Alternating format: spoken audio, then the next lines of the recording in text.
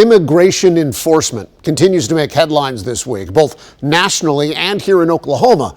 The most recent incident, you may remember, was last weekend when 2 ICE agents shot and killed a protester in Minneapolis, an ICU nurse named Alex Preddy.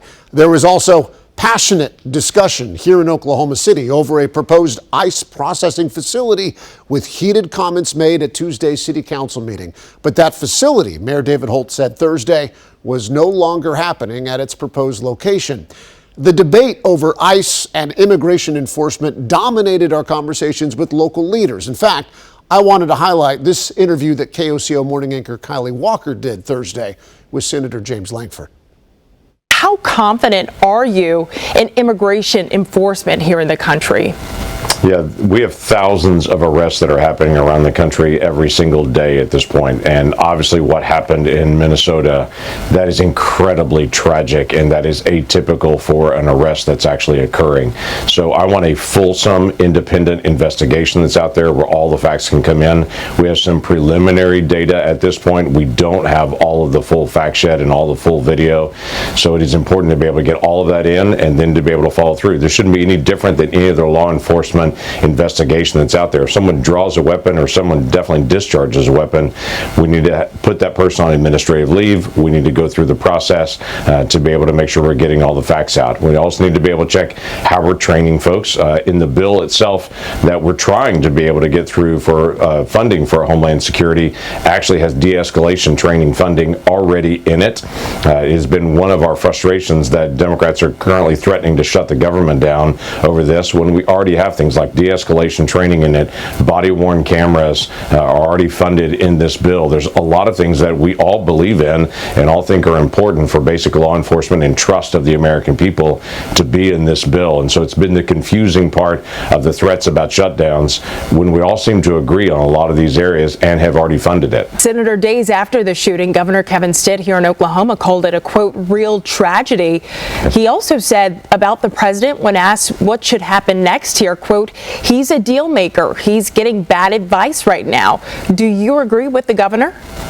Yeah, it is a real tragedy. Completely agree with that. And the president is a deal maker. This has been one of the things that we've pushed over and over again to my Democratic colleagues to say they don't want to even talk to President Trump.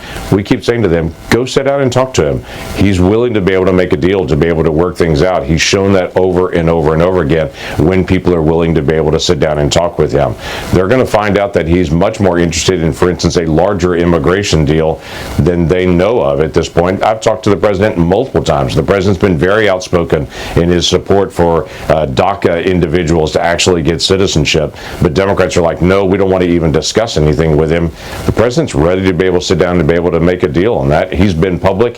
He has actually offered that multiple times, but so far, the Democratic colleagues have said, no, he's a terrible human being. We don't want to visit with him at all. He is the president. Sit down and actually work through the details, and you'll find out he actually wants to be able to resolve a lot of issues. And last question here, Senator, because in the days since the shooting in Minneapolis, we have seen some debates around the Second Amendment and also at least one attack on Congresswoman Ilhan Omar. So What message do you have to Oklahomans watching? Yeah, obviously we do not encourage in any way political violence. I'm going to speak out for Ilhan Omar, who I vote against every day on things and don't philosophically agree with.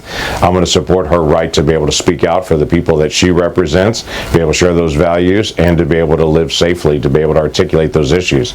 With the United States of America, we don't stand for political violence. That's something that happens in Iran. That's something that happens in Venezuela. That's something that happens in Russia. That's not the United States. The United States, we allow people with differences of opinion to be able to share those opinions.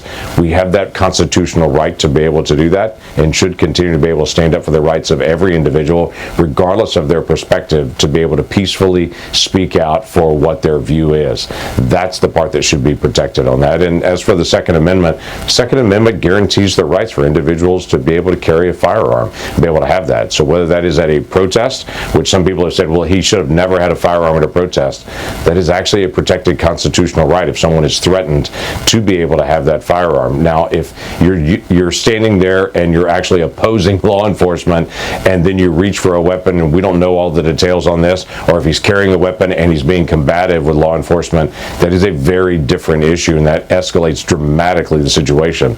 But the right of an individual to peacefully carry a firearm is still a protected right in America and should remain. You can find that full conversation online. By the way, it happened before Democrats in the White House reached an agreement to avoid a partial government shutdown. We also talked immigration enforcement with this man on your screen, Governor Kevin Stitt, ahead of tomorrow's State of the State address. His last one as Oklahoma governor. We're going to make sure that we bring the temperature down in Oklahoma and we get violent criminals out of our state. I set up Operation Guardian to get the violent people that are in our prisons off of our tax rolls and get them over to ICE. So that's been my message.